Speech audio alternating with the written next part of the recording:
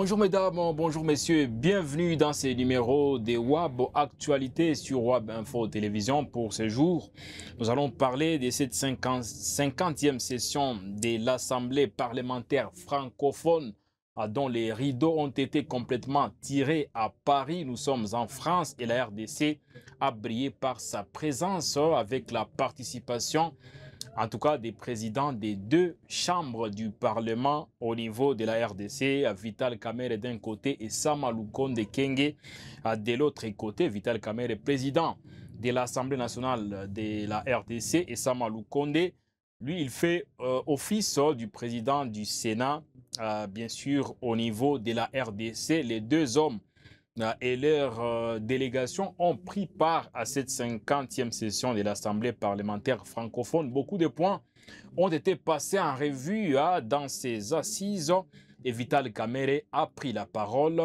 Il a entre autres parlé des relations entre la RDC et le Rwanda. Il a dit « Mon pays est prêt à faire la paix avec son voisin ». Quelles sont les retombées de cette déclaration de Vital Kamerhe au niveau de l'opinion?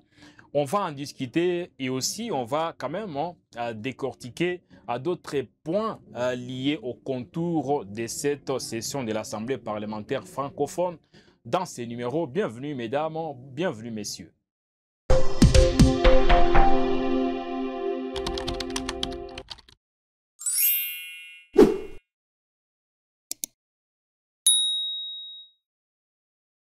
Une fois de plus, j'ai le privilège d'accueillir sur ce plateau de WAB Info Jenine Toali, journaliste œuvrant pour les comptes de WAB Info Télévision. Bonjour Jenny et bienvenue. Bonjour à vous, bonjour à tous ceux qui nous suivent. C'est une semaine qui est lancée, mais marquée déjà par les retombées de cette déclaration de Vital Kamerhe, bien sûr président de l'Assemblée nationale de la RDC. Il a pris part comme bien sûr son homologue du Sénat, Sama Lukonde, à la 50e session de l'Assemblée parlementaire francophone, a clôturé le dimanche 13 juillet à Paris. Nous sommes en France. Vital Kamerhe, 66 ans, a fait une déclaration. Il a dit ce que tout le monde dit d'ailleurs, ou presque: mon pays est prêt à faire la paix avec son voisin, le Rwanda. Et depuis lors, la toile, qu'est-ce qu'elle dit? Alors, bon, c'est un peu surprenant parce que la République démocratique du Congo, à part les dires de Vital Kamerhe, a montré qu'elle est prête à faire la paix avec le Rwanda. C'est l'objet même de tout le processus auquel nous assistons, la signature récente à Washington de cet accord de paix. Ça s'appelle accord de paix. Donc la RDC s'engage à faire la paix avec le Rwanda. On ne parle pas de l'Ouganda, on parle du Rwanda.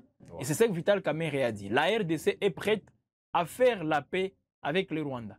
Et il a aussi ajouté, les deux pays, la RDC et le Rwanda, sont condamnés à vivre ensemble, à vivre en harmonie, de par l'histoire et la géographie. Alors, quel est ce Congolais qui peut nous dire aujourd'hui le contraire par rapport à ça? La question, la toile, est-elle beaucoup plus du côté Vital Kamerhe ou du côté inverse? Alors, c'est un peu divisé, mais nous sentons ceux-là qui interviennent beaucoup plus, ou disons ceux-là qui sont actifs en venant apporter des critiques par rapport à ce qu'a dit Vital Kamerhe. D'abord, ce qu'il a dit, sont ceux-là qui restent dans ces sentiments beaucoup plus radicaux, en voyant, quand on parle du Rwanda, et voit déjà tout, c'est en tout cas un tout pays qui ne faut même pas parler, ils voient tout en noir, et c'est comme ça qu'ils sont en train aussi d'interpréter ces messages de Vital Kamerhe.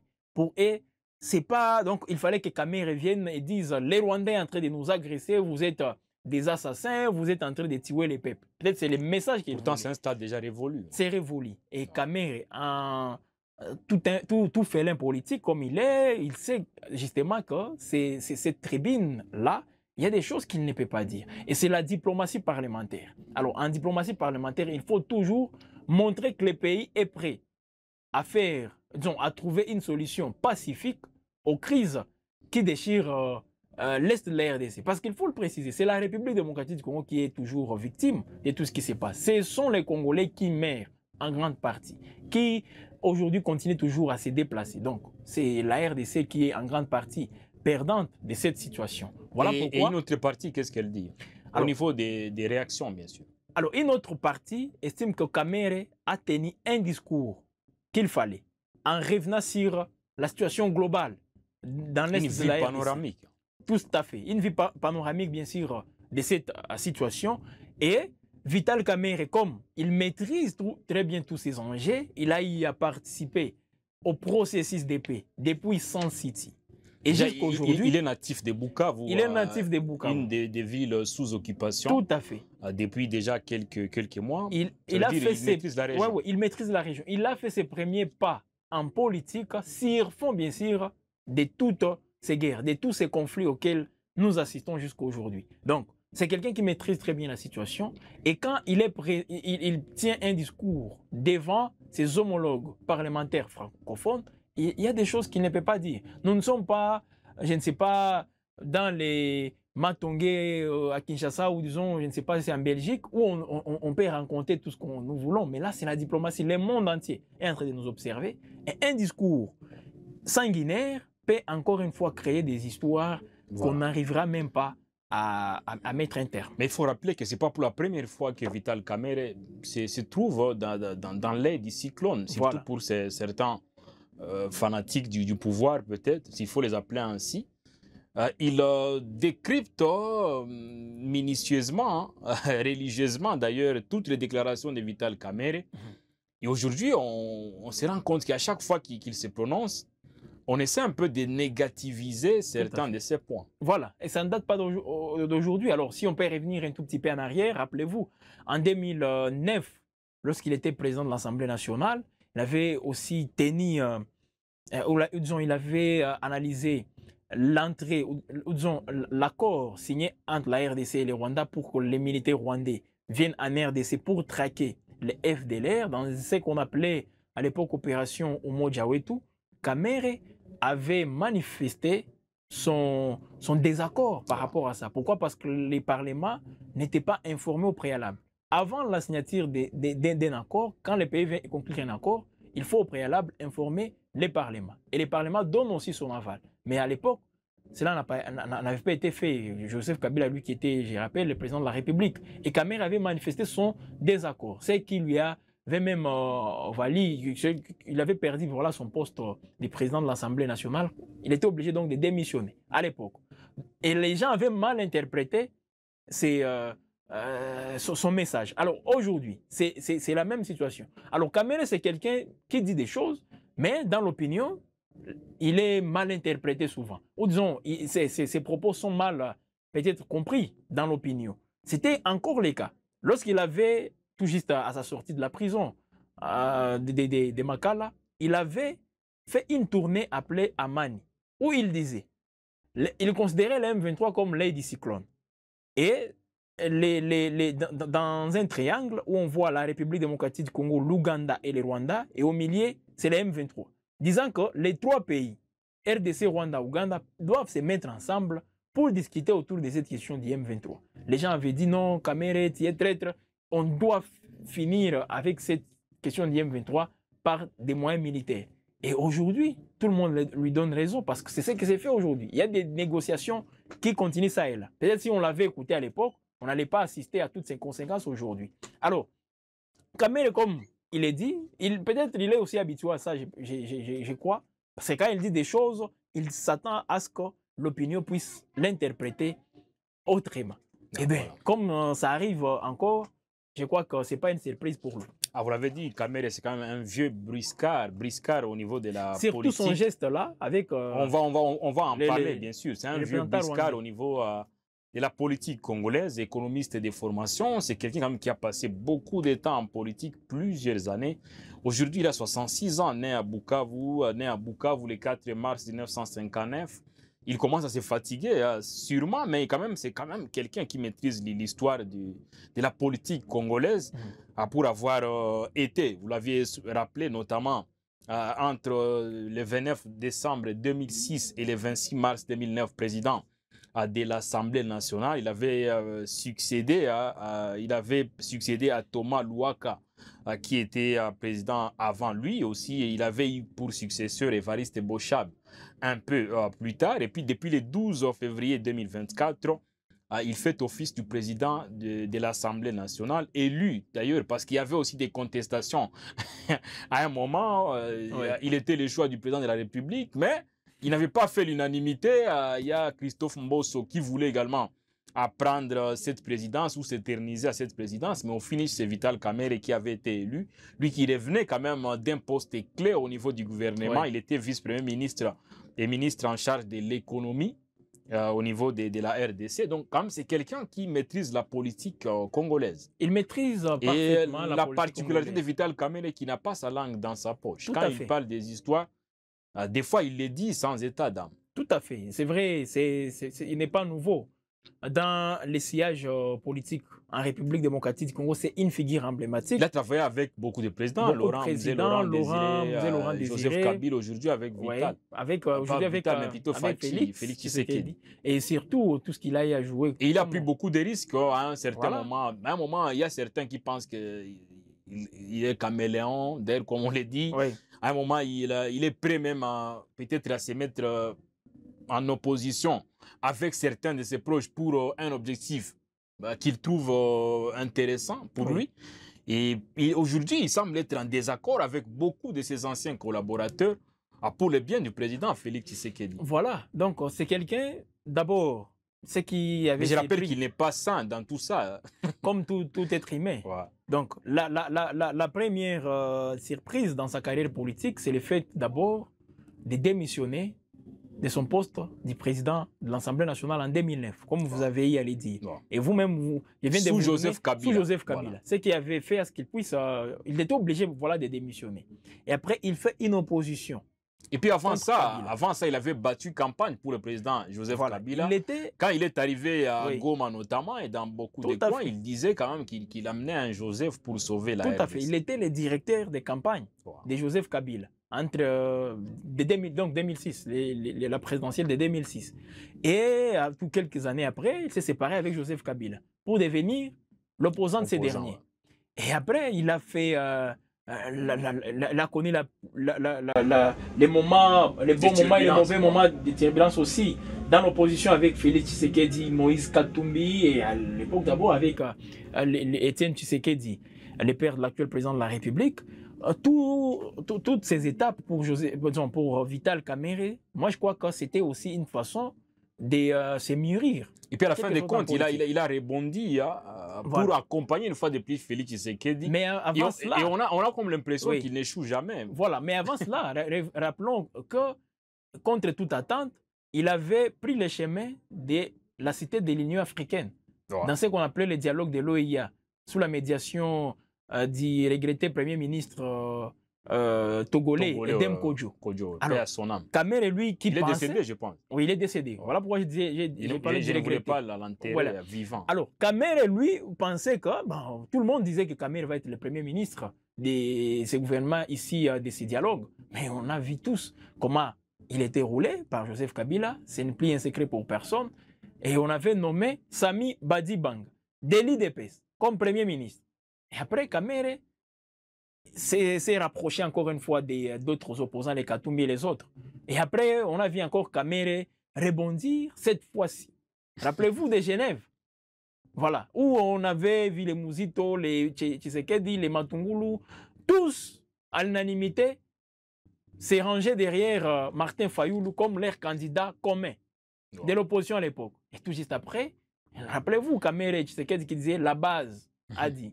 On a suivi la base, ils avaient retiré leur signature. Et pourtant, je précise bien, il y avait même des clauses dans cet accord où les uns disaient qu'ils maudissaient même leur carrière politique s'ils arrivaient à retirer leur signature dans cet accord. Mais ça a été fait. Et d'où la naissance, bien sûr, de cette coalition FCC. Cash d'abord. Cash d'abord. Voilà, cette plateforme Cash. Tandem Tshisekedi, Kamerhe à la présidentielle. Et Fachi accéda à la magistrature suprême en République démocratique du Congo. Et une fois de plus, Kamerhe a fait toute la tournée avec Félix Tshisekedi. Il a fait toute la tournée contre vents et marées. Et puis, il avait entre autres brandi la première dame. Voilà. La première dame, en disant, une fois ici à Goma notamment, il disait que Il est venu avec quelqu'un qui maîtrise la région, tout ça. Félix Tshisekedi, c'est un fédérateur, tout ça. Il a une dame. De toute façon, il s'est passé beaucoup de choses. Ouais, beaucoup de choses. Et Kamere, c'est quand même quelqu'un qui est toujours aux avant-postes. Et c'est quelqu'un, un bon tireur. Parfois, quand il tire. Oui, ses partisans l'appellent faiseur des rois. Ah ouais, il ne rate presque pas sa cible. Souvent. Hein, et il a porté notamment, il n'était pas le seul, il a porté notamment le président Tshisekedi au niveau de la magistrature suprême. Donc on ne voulait pas répéter toute l'histoire des. Oui, mais ça résume en tout cas ce que les autres qualifient de caméléons. Caméré, caméléon. Mais il fait tout simplement ce qui est normal. C'est qu'on a normalisé en République démocratique du Congo dans la politique ces changements. À tout instant. Et même avant qu'on puisse entamer les pourparlers pour cet accord de paix, je pense que Kamere était parmi les premiers à avoir déclaré, à clamé au niveau de l'hémicycle qu'il était pour un dialogue. Et malheureusement, une fois de plus, ça fait créer un tollé. Tollé au sein de l'opinion. Il était injurié de tous les noms d'oiseaux. Même dans l'hémicycle, il y a les députés qui étaient prêts même à sauter sur lui, disant comment tu peux dire ça.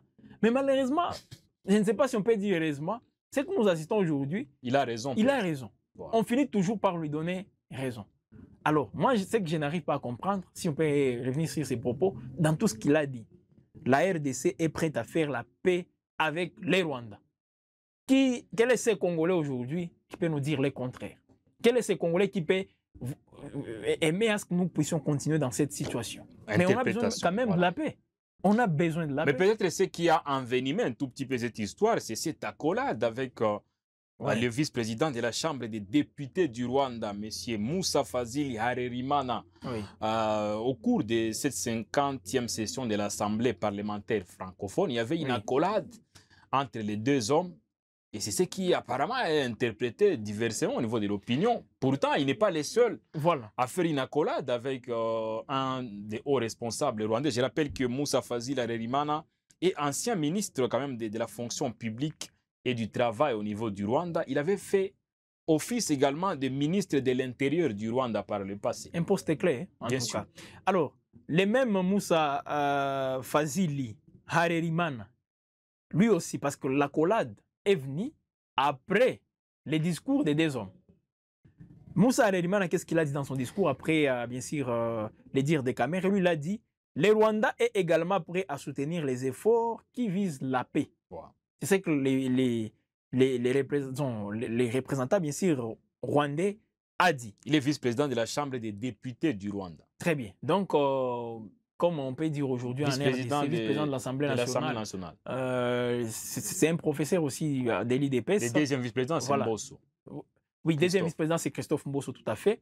Alors, après ce discours, c'est la présidence de cette session qui a demandé à ce qu'il y ait justement cette accolade. Et c'est à ce moment-là qu'on a vu Kamere s'élever pour, en rejoignant déjà son homologue, disons les Rwandais. Et ils ont fait sous innovation cette accolade, de ceux qui étaient là. Même les représentants de la RDC. On a vu Bati Lukwebo acclamer, on a vu le professeur Mbata acclamer, on a vu le sénateur, disons, comment il s'appelle, l'ancien ministre des Affaires étrangères, Christophe Lutundula. Il a acclamé, tout comme Sama Lukonde. Tous ont applaudi. Presque tout le monde. Et d'ailleurs, il y a de cela quelques semaines, les 27 juin dernier, c'était presque une accolade entre la ministre en charge des Affaires étrangères, et je pense Olivier Ndoungire, ministre aussi chargé des Affaires étrangères du Rwanda. Ça ne veut pas créer beaucoup de polémiques. Même bien avant cela, la première ministre, je crois, en Tanzanie, elle aussi, lorsque Kagame faisait son entrée dans une réunion aussi de haut niveau, au niveau de l'EAC, lorsque Kagame faisait son entrée, Judith Suminwa avait salué Kagame. Alors, je ne sais pas pour les yeux des Congolais qui est plus mauvais entre Kagame et les députés Harerimana. C'est pas justement ça. Mais non, c'est une question. Par contre, la question consiste à savoir c'est le visage de Vital Kamerhe qui fâche. J'aimerais aussi en venir. Comment expliquer quand c'est Thérèse Kaikwamba qui peut signer un accord, qui peut saluer chaleureusement les ministres rwandais des Affaires étrangères, et cet accord, les Congolais avaient salué ces gestes jusqu'au point où il y a des gens qui étaient prêts à organiser des marches soutenant cette attitude-là. Mais quand c'est Kamere, les gens viennent et dire tout ce qu'ils veulent sur lui. Pourquoi? Peut-être c'est la personne de Kamere qui fâche pour les Congolais, jusqu'au point où il y a des gens, parce que c'est sur les réseaux sociaux, il y a des gens qui disent non, on a, comment expliquer, la deuxième mission de la RDC est chapeautée par un étranger, il précise bien par un Rwandais, d'autres les qualifient de Il y a certains qui exhibent des documents pour prouver que Kamere n'est pas congolais. Je viens de voir aussi un document, ils disent qu'il n'est pas congolais, c'est un Hutu. Et pourtant, en RDC, il y a les Hutus congolais qui sont là-bas. Et puis, on rappelle déjà qu'il n'est pas le seul à subir cela. Martin Fayulu a été traité des Camerounais. Des Camerounais. Je pense que Denis Mukwege a eu également sa nationalité. Oui, le Katumbi, lui, il en a plusieurs. Il est zambien, il est juif, donc, il est italien. Dans l'esprit de certains Congolais, il faut le dire, si on ne parle pas les mêmes langages avec le président de la République, Félix Tshisekedi, ou si on fait des choses qui, demain ou après-demain, vont se tourner peut-être contre la République, déjà on vous qualifie d'étranger. Et puis la question, est-ce que c'est parce qu'on ne parle pas le même langage avec le président de la République? Ou c'est parce qu'il y a certains fanatiques du président à qui veulent montrer à la face du monde qu'ils sont meilleurs que ceux qui sont proches également du président? Ils n'ont pas cette culture de la démocratie. Parce que c'est vrai, en démocratie, vous pouvez émettre vous pouvez avoir votre opinion, votre point de vue. Moi, j'ai les miens et ça ne fera pas justement du mal à quelqu'un parce que c'est tout à fait normal, c'est ça la démocratie. On n'est pas obligé de dire la même chose. Du choc des idées que jaillit la lumière. Mais chez nous, c'est peut-être le contraire. Surtout ces fanatiques, comme vous venez de le dire, ces fanatiques du président de la République, n'acceptez pas cela. Quand vous dites une chose qui est loin de leur pensée, déjà on vous qualifie d'étranger. Eh bien, nous ne sommes pas aussi écartés. Souvent, nous recevons aussi des critiques allant dans ce sens parce que nous ne sommes pas écartés.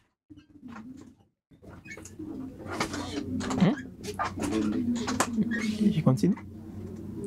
Souvent, nous ne sommes pas aussi épargnés par toutes ces critiques.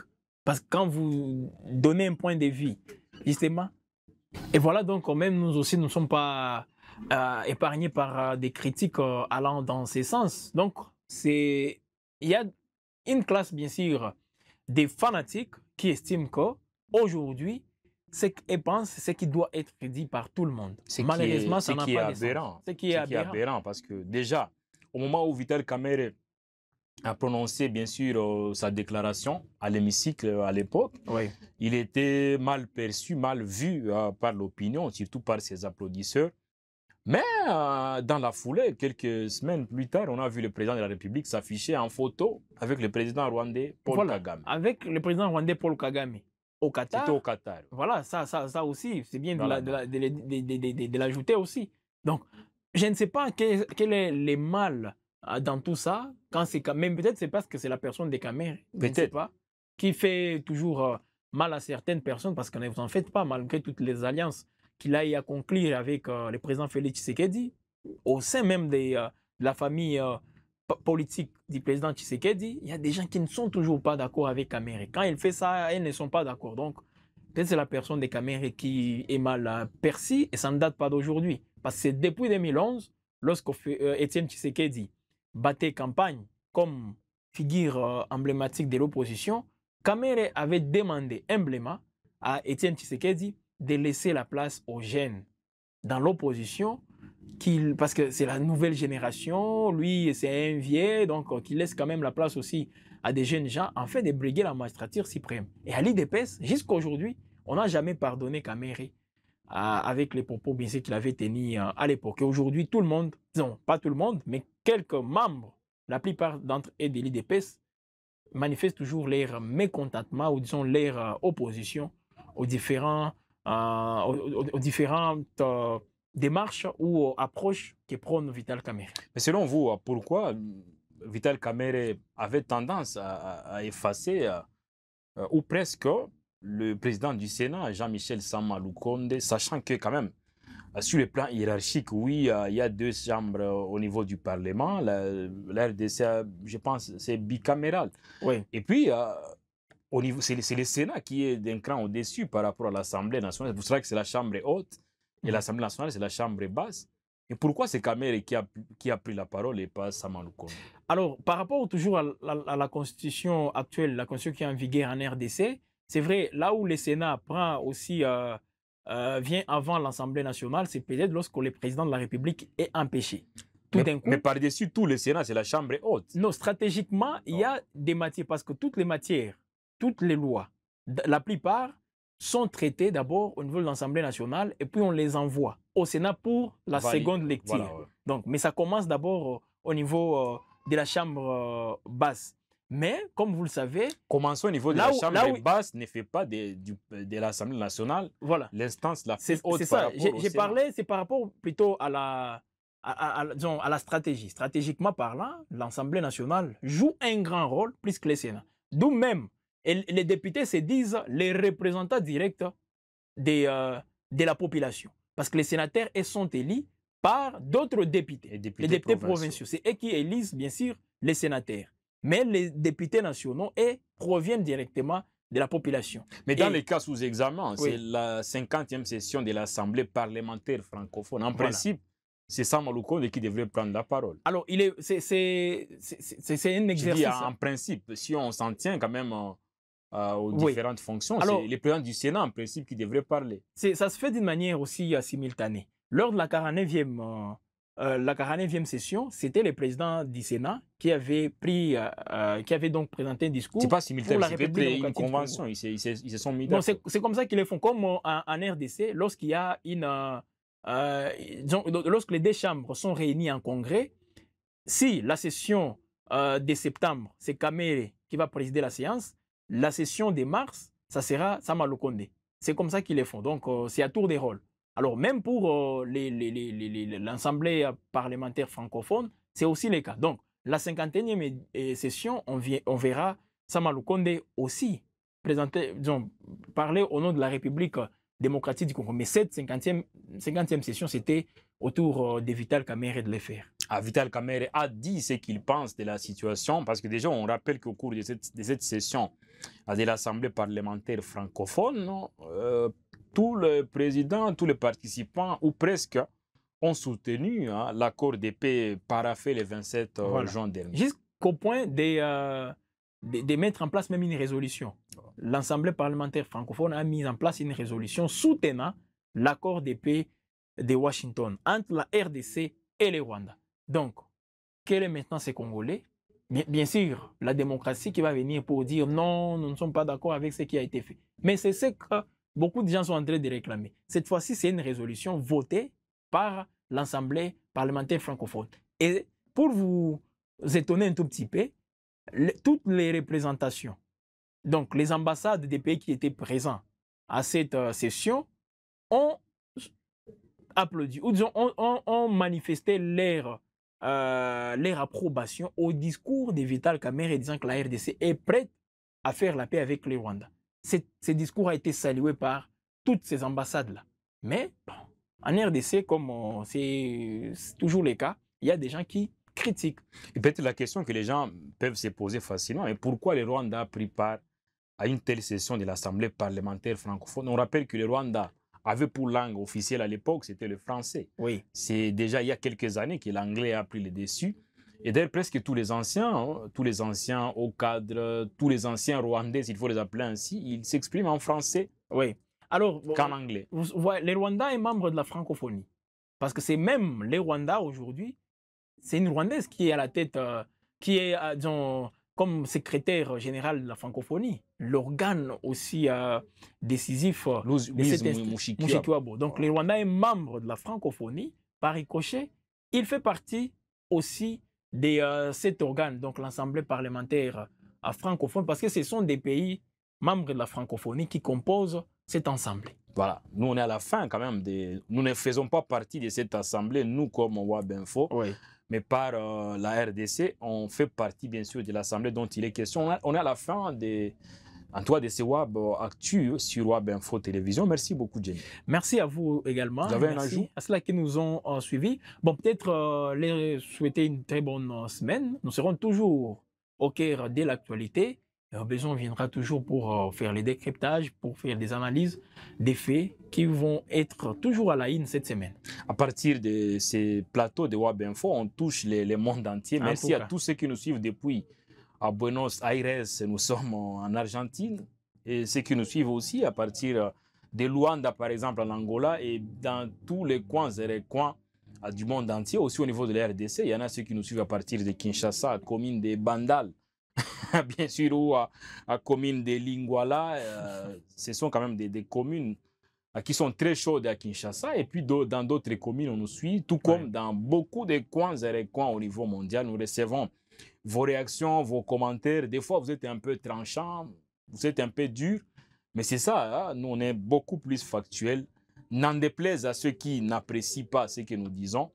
Mais nous, tout ce qu'on dit, c'est basé sur des faits. On se retrouve la fois prochaine. Mais pour vous qui êtes encore nouveau, cliquez sur s'abonner pour vous abonner et surtout ouvrez la cloche de notification pour rester au parfum de nos actualités sur Web Info TV. À très bientôt. Ciao.